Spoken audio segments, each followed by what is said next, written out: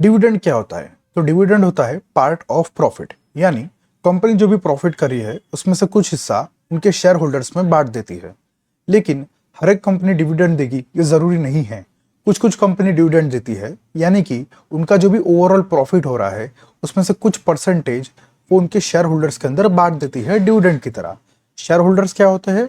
जिनके पास भी उस कंपनी के शेयर है उनको शेयर होल्डर कहा जाता है, यानी कि कंपनी के मालिक कहा जाता है। क्योंकि हमने पहले बात किया कि शेयर का मतलब होता है कंपनी का हिस्सा। तो जिसके पास कंपनी का हिस्सा है वो कंपनी के भागीदार हो गए। इसी तरह उनको शेयर होल्डर कहा जाता है इंग्लिश में। तो जो शेयर होल्डर्स है उन्होंने उस कंपनी के शेयर खरीदे हैं, तो कुछ कंपनियां उन शेयर होल्डर्स को उनके शेयर होल्डर्स बनाए रखने के लिए और उनको भी कुछ मुनाफा देने के लिए, प्रॉफिट देने के लिए डिविडेंड डिक्लेयर करती है हर साल। जिससे जो भी शेयर होल्डर्स है उनको शेयर की कीमत बढ़ने से तो प्रॉफिट होता ही है, लेकिन कंपनी का जो मुनाफा होता है उससे भी कुछ परसेंटेज मिलता है हर एक शेयर होल्डर्स को, जिससे शेयर होल्डर्स का मुनाफा बढ़ता है और वो उस कंपनी का शेयर बेचने का नहीं सोचते, क्योंकि उनको डिविडेंड से भी मुनाफा होता है और शेयर की प्राइस बढ़ने से भी मुनाफा होता है।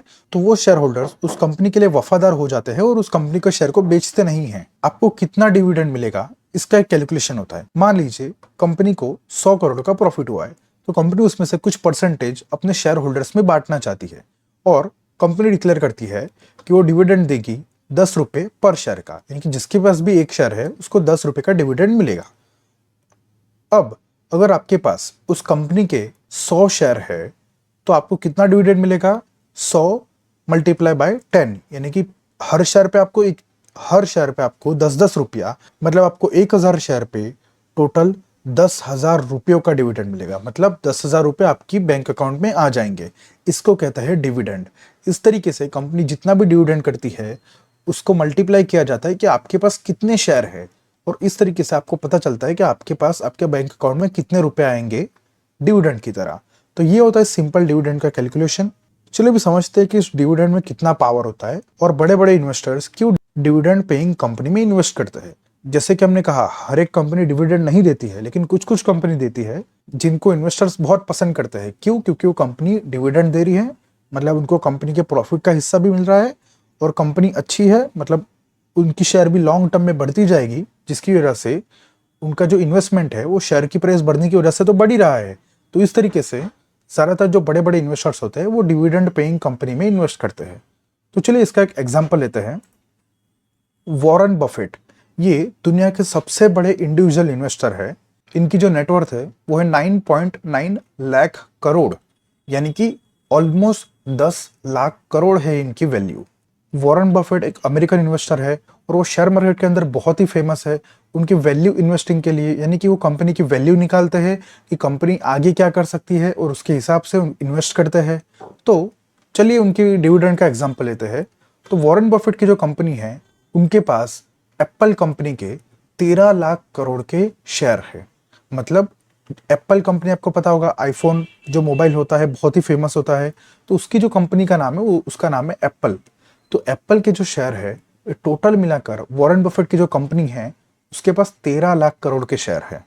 तो उन शेयर के बदले जब भी एप्पल कंपनी हर साल डिविडेंड देती है तो वॉरेन बफेट के कंपनी में एनुअल डिविडेंड आता है 7,400 करोड़ का। हर साल 7,400 करोड़ की कमाई होती है वॉरेन बफेट की कंपनी की।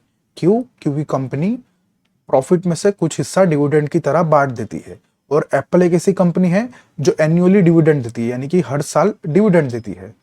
इसी की वजह से बड़े इन्वेस्टर जैसे कि वॉरेन बफेट, उनको पता है कि एप्पल कंपनी, यानी कि उस कंपनी के फंडामेंटल्स बहुत ही स्ट्रांग है, यानी कि कंपनी का प्रॉफिट बहुत ज्यादा है, कंपनी की मार्केट वैल्यू बहुत ज्यादा है, तो उसकी शेयर की कीमत तो बढ़ेगी, जिससे लॉन्ग टर्म में शेयर की कीमत बढ़ने की वजह से उनकी जो इन्वेस्टमेंट है उसकी वैल्यू भी तो बढ़ती जाएगी। लेकिन कंपनी डिविडेंड भी दे रही है, यानी कि हर साल डिविडेंड की तरह उनका 7,400 करोड़ का मुनाफा हो ही रहा है। तो ये पावर होता है डिविडेंड का। आप देख सकते हो उनको 7,400 करोड़ का डिविडेंड मिल रहा है। क्यों? क्योंकि उनके पास 13 लाख करोड़ रुपए के शेयर है एप्पल कंपनी के। तो ये होता है डिविडेंड का पावर। अगर आप भी इंडिया के अंदर कौन से ऐसे डिविडेंड पेइंग शेयर है इसके बारे में जानना चाहते हो तो चलिए आपको बता दे। कोल इंडिया, ओएनजीसी, ये दो ऐसी कंपनी है जो सबसे ज्यादा डिविडेंड देती है शेयर मार्केट में, इंडियन शेयर मार्केट में।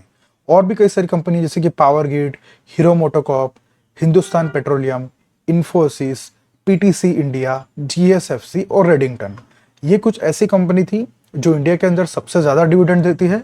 इनमें से कोल इंडिया और ओएनजीसी डिविडेंड के मामले में सबसे आगे है।